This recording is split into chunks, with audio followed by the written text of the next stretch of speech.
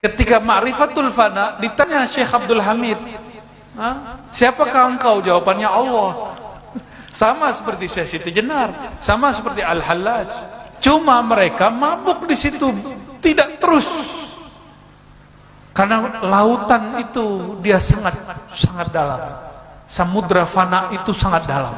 Jika dia berhenti di situ, dia akan terus tenggelam, tidak bisa kembali. Nggak ada orang saklek dalam bermakrifat. Ya, maka jika ada orang bertorikot hari ini tidak menerima keluasan syariat, mereka telah melanggar daripada adab-adab rohaninya.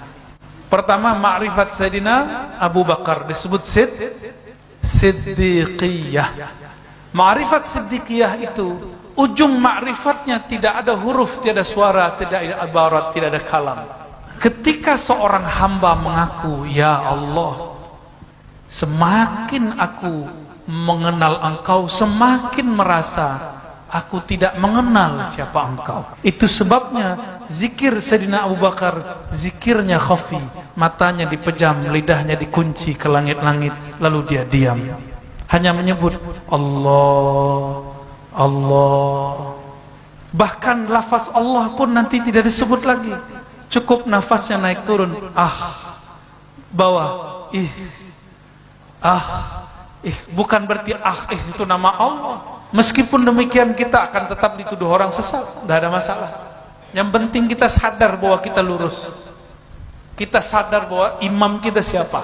Ini adalah multi level marketing yang sesungguhnya. Maka itu hadis baru, maka tidak ada penyatuan antara yang baru dengan yang qadim Allah Ta'ala. Yang ada sang baru ini seperti kita merasa dirinya tiada. Yang ada hanyalah Allah Ta'ala. Itu namanya ma'rifatul fana. Ma'rifatul fana ini jika diolah tidak diteruskan ke ma'rifat berikut, jadilah seperti Syekh Abdul Hamid, Datuk Ambulu. Tapi jika diteruskan ungkapannya, dia menjadi ma'rifatul baqa. Di ma'rifatul baqa kembali kesadaran si hamba. Ketika ma'rifatul fana ditanya Syekh Abdul Hamid, siapakah engkau? Jawabannya Allah. Sama seperti Syekh Siti Jenar, sama seperti Al-Hallaj. Man anta? Anda siapa? Allah. Itu bukan dia yang jawab. Kalau dia yang jawab batal. Karena Syekh Abdul Hamid makhluk. Dia benda baru, bukan Tuhan. Ya. Lalu bagaimana kok itu bisa terjadi?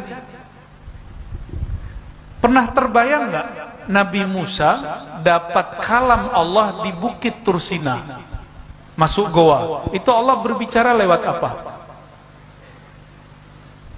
Allah menggunakan alam semesta yang ada di situ lalu berbicara. Tapi kalamnya tanpa huruf dan suara, kalamnya tidak menyatu pada benda. Apa rahasianya? Hanya Nabi Musa dan Allah yang tahu. Ya, itu rahasia-rahasia mereka, itu rahasia para nabi.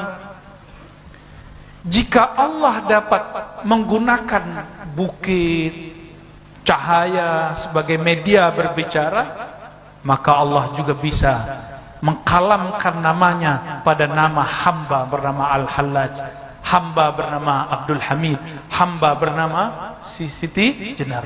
Cuma mereka mabuk di situ, tidak terus. Karena lautan itu dia sangat dalam. Samudra fana itu sangat dalam. Jika dia berhenti di situ, dia akan terus tenggelam, tidak bisa kembali.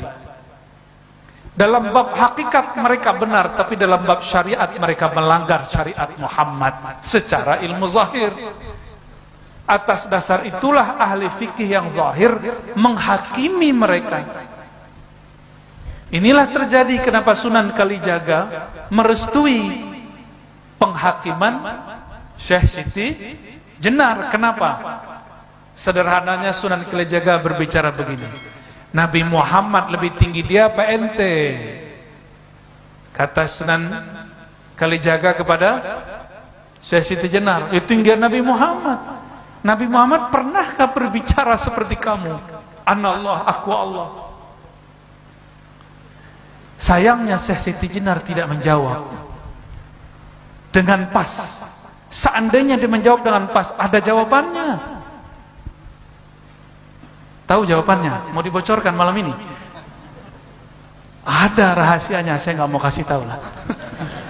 Seandainya beliau menjawab begitu, dan begitu juga seandainya Al-Hallaj menjawab dengan cara itu, dia akan selamat daripada penghakiman ahli zahir. Itu, ya. Semoga Allah menyelamatkan kita semua.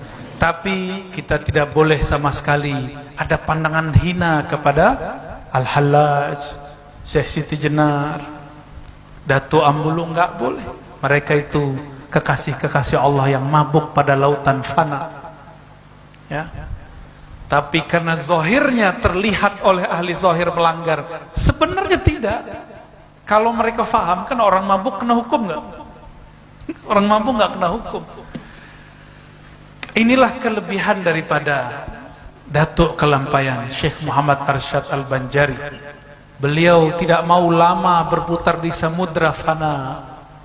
Dia lanjutkan dengan izin Allah terus kepada maqamul baqa. Bukan berarti Syekh Siti Jenar tidak sampai ke baqa. Baqanya pada fana dia. Ya, nanti pusing kalau saya bahas itu terus ya.